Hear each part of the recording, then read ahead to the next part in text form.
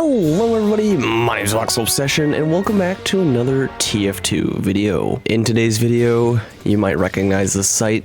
I know you've all been begging me to revisit the series, you know, since it really blew up.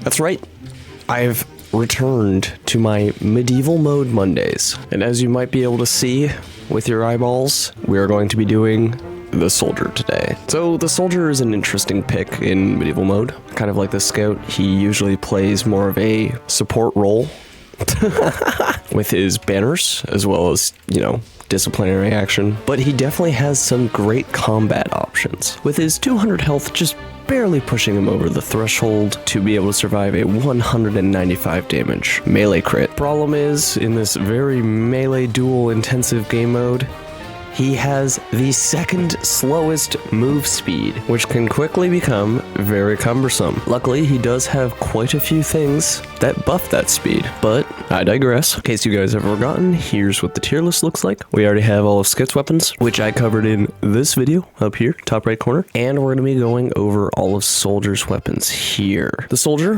like the Scout, has 0 primary medieval mode weapons, which is to be expected. There's only 2 classes that do have medieval mode primaries, but he does have quite a few secondaries. Starting off with the buff banner. The buff banner, I think personally, should go into the bad category. Not necessarily because I think that it's a bad weapon for medieval mode, but because there are way better options for banners when it comes to soldier. It takes 600 damage to charge, which is 10 regular melee hits, where crits count as 3. Good luck doing that without dying. When you activate it, it grants you and your nearby teammates mini crits for 10 seconds. On a mini crit, 65 damage dealing melees actually do 88 damage. That's a 23 damage buff, which all things considered isn't that bad. But another really bad thing about it, there isn't a passive buff, unlike the other 2 banners. And with the rate that you get random crits, mini crits aren't super useful unless it's with the bushwhacker. So I think you guys can understand why I put it so low. Obviously not as low as our next contestant, the Gunboats.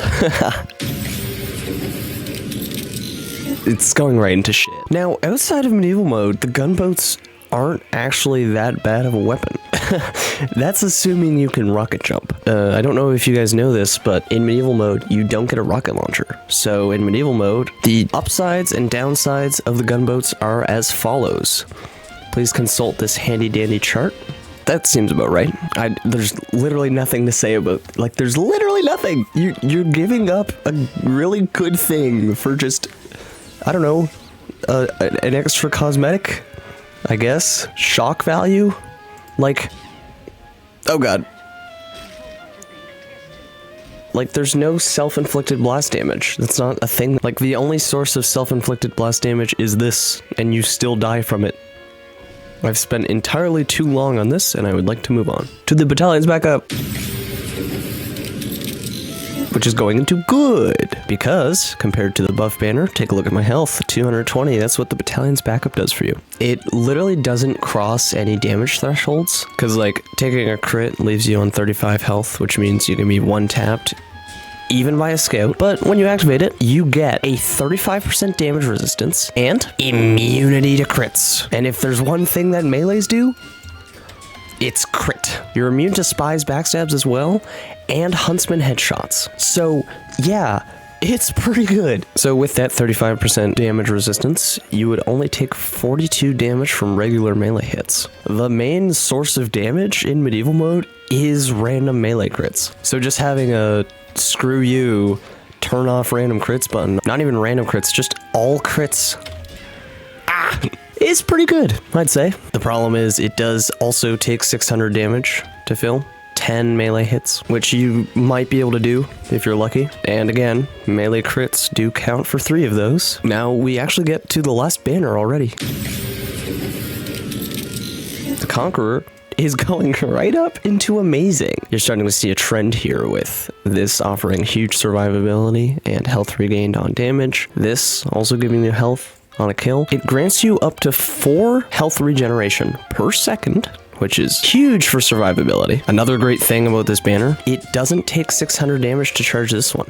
It only takes 480, which is only 8 regular melee hits instead of 10. The less damage to fill, the better. And what's the best about this banner is the actual banner effect. When activated, it grants a speed boost to you and everyone around you. And it's kind of a Mad Milk effect where 35% of the damage you do to enemies is returned to you as health. That means with each regular melee hit, you get 23 health back. And it's great for the soldier because he's really slow. Again, this isn't just for you. This is for everyone around you. Since every single medieval mode map, well, all 2 of them, are capture points, you're gonna have a lot of people standing in one spot, and having some of them be way faster or deal 100% mini crits or be immune to all critical damage, it's going to be a pretty clear winner in those fights. But yes, with the speed boost, Soldier goes up to slightly faster than the medic. So he goes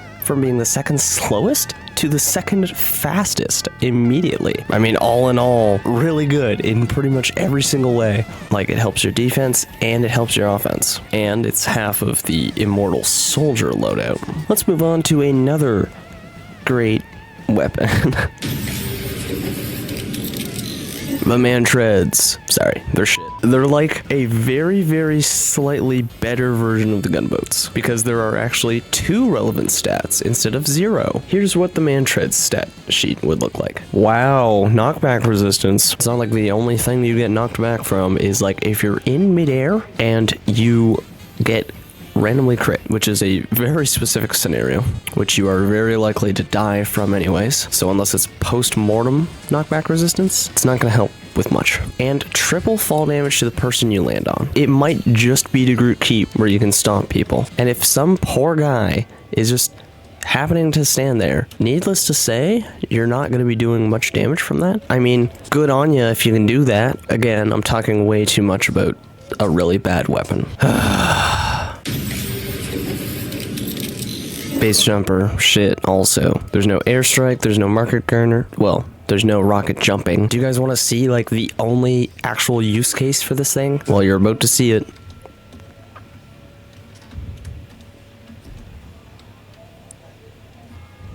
Wasn't that something? And yeah, that's it, really. Just kind of avoiding fall damage and flying. It's not good. It's just a parachute. Like, I mean, it might be good on this map. But like, once you land, then what? That's the question, isn't it? So, let's just move on to his melees. Like, I mean, it's fun to fly, but like, melees. His shovel is stock, and thus it goes there.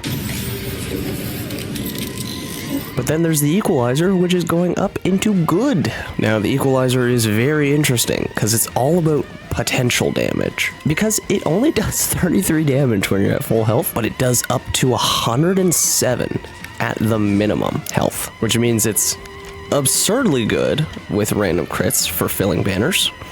But it's also risk reward, which is why I really like to pair it with the Battalion's backup for 2 reasons. Nope, 3 reasons actually. It actually does scale, so it actually gets down to 50% when you're at 110 health instead of only 100 health. So you're gonna be doing the same amount of damage, but just with more health. Number 2, the higher damage allows you to charge up the banner a lot faster, especially with a random crit, doing up to 300 damage. And also, the banner's buff, not the buff banner, actually increases your survivability when you're at lower health too, with the damage resistance and crit resistance. So you don't need to be at full health to withstand a random crit. And again, you just have the regular melee resistance. I would not recommend pairing this with the Concheror just because you're kind of shooting yourself in the foot. The banners charge every time you hit someone. You're kind of cutting your damage in half, and you're slowly doing less damage over time as well when you regenerate. You either pick a survivability thing or this. Like, this is very much a glass cannon, but like you're adding I don't know, like really good glue. That was not a great metaphor. All in all, really solid weapon. And it has a taunt attack. So it does have a stat, 90% less healing from medics, and that means you would get 8 to 15 health, depending on range, from Crusader's crossbow shots. But that's only when you're holding it. So you can just pull out your banner and you'll still get the same amount of health. So, I don't know, watch this. Please. Yes! Yes! Look at that! Of course, they're not actually gonna... Like, if these were actual players, they would never let you do that. But I mean, 3 kills with a... Like, 3 for 1, that's pretty good ratio. Let's move on to another pretty solid weapon in the Pain Train, which is going right next to the Equalizer. This is one of those all-purpose support melees, so you can kind of use whatever banner you want with them. I might recommend the Battalion's backup again, just for the other stat of the Pain Train. But before we get to that, we'll talk about how every single medieval mode map is control points, or attack/defend. And what the Pain Train does is it gives you 1 extra capture rate, which is twice as good for capturing. I'm such a good commentator. Of course, it's better on attacking than defending, but that's pretty obvious. The downside is you take 10% more bullet damage. There are 2 bullet weapons, those being the Crusader's crossbow and the Huntsman. Both are exceedingly common in medieval mode. With the Crusader's crossbow, that means instead of 38 to 75 from the Crusader's crossbow, that's actually 42 to 84 at the maximum. Not too impactful, but you're taking more damage. And on a crit, it's actually 124 up to 248. And from the Huntsman, usually doing 50 to 120 damage, it will be doing 55 to 132 damage, depending on charge. And on those pesky headshots, it would be doing 165 damage all the way up to 396 damage, which, I mean, you don't need to be taking double your health and damage, but you gotta remember there's burning arrows, which can finish you off from that 165 remaining, and if they do charge up their shots a little bit, which they should be doing anyways, you're cooked. But yes, you have to take the good with the bad. At least it is not a melee damage vulnerability. Now we move on to our first amazing weapon, the Half-Zatoichi. I love this weapon, and I definitely recommend you use it in tandem with the Concheror. Now let's take a look at the stats. This is the other half of the Immortal Soldier medieval loadout. Now it does normal damage and has a normal swing speed, but it doesn't get random crits, which seems really bad for a medieval mode weapon. Do not fret, for its upsides offer much more in survivability than in damage, for you are effectively immortal while wielding this. Every time you get a kill, you regain half of your health. That's 100 health on a kill. Your enemies always drop health back, so that's 40. And every time you hit someone, you regain 22 health if you do have your banner activated. That seems really good. And you also get 4 health per second regeneration. I don't know if you could really get any better than that. Not only that, it has a 50% longer melee range, which gives you an insane edge over someone in melee combat. You can be just far enough that they can't hit you. Obviously, I'm not that great at that, but you know, you get the gist of it. Another downside of it, deals 50 damage to you if you switch to your secondary. But I do have a rebuttal to that. By the time you need to switch to your secondary, i.e. having a fully charged banner, wouldn't you say by the time you've hit people 8 times, you've gotten at least 1 kill? I would say so. You've bloodied your blade. One more small thing, it deploys and holsters 75% slower. I mean, you're not going to be switching weapons too often with this. And another interesting stat, which is a double-edged sword. Well, it's a katana, so it's a single-edged sword, but it's a single-edged sword that hits you and the other people. Any enemies also wielding the Half-Zatoichi will kill you instantly with 1 hit, unless you're very slightly faster than them and you are able to hit them first. Then you get an insta-kill, which, by the way, does 1,000 damage or something crazy like that. So needless to say, that's going to be fully charging your banners. Now we get on to my personal favorite, the Disciplinary Action. This one I would also use with the, what's it called? Concheror. Jesus, for reasons that will soon become clear. So it's a very simple weapon, almost deceptively simple, but not everything is as it seems. It does only do 49 damage and 146 on a crit, but whenever you hit a teammate, you and them get a speed boost, which is nicey, very spicy. And everybody knows speed and movement is key in any melee fight. And it's great because it literally doesn't matter who you hit as long as you're hitting something. The other thing, which is also, you know, the low damage, is why it's great to use it with the Conqueror, because you don't need to do as much damage to fill up the Conqueror as you do the other banners, which is why it's better with weapons that do less damage. But there's another secret stat that I would like to share with you. There's another stat, it's hidden from us, but it definitely exists, that they've hidden from us for a reason. The Disciplinary Action has the longest melee range out of every weapon, I think, in video gaming history, honestly. I shouldn't be able to hit stuff from here, but, you know, I just can. You can be in a different province from them. You'd be like, oh, there's someone over there, swing your whip and they're dead. But more realistically, swing your whip 7 times and they're dead. You do need 12 hits with this weapon to fill up a banner, but it's only 10 if you're using the Conqueror. More likely 4 or 5, since random crits are so common. Anyways, we can move on to another shitty weapon. The Market Gardener. Now, I feel like this one really goes well with the base jumper. Behold the power of the soaring eagle, of the medieval eagle. Medieval eagle. Incoming. Oh wait. Oh shoot. Wait, no. Ah! So, the Market Gardener. What do I even say about it? Well, it swings once per second instead of once every 0.8 seconds. You know, the base jumper and the Market Gardener would actually kind of go well together if it was crits while in midair. The Market Gardener would be really good if it was just crits while you're in the air. Change the Market Gardener for medieval mode only to crits while parachuting, and then also give it to the demo man. Oh yeah, and it doesn't, it can't randomly crit. It's just bad. It's just worse than the shovel in every way. Like, it swings slower, and you can't even get random crits. So if you just want to really nerf yourself, just use this loadout. Now we can finally move on to the escape plan,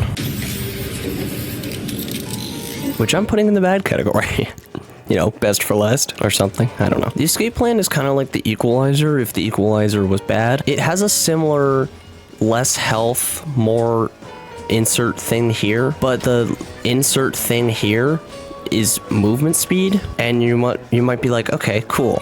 Soldier really needs more movement speed. So you're just moving at normal speed always. So it's not like the power jack. You have to have less health to move faster. But the problem is, you see that big ol' skull right next to my health? What the escape plan does is it permanently marks you for death while you're holding it, and for 3 seconds after holstering it. And it has the thing where you get less health from Crusader crossbow shots, but it also has the same taunt attack. Giving your enemies a free mini crit boost on you is kind of not the best idea. So I can only really pair it with Battalion's backup. I don't know if the crit immunity also applies to mini crits. I probably should have researched that for this. But anyways, thank you guys so much for watching the ye olde video. Don't forget to leave a like, subscribe, join my Discord server, become a channel member, check out the other Medieval Mode Mondays videos, and I will see you all in the next video. Bye!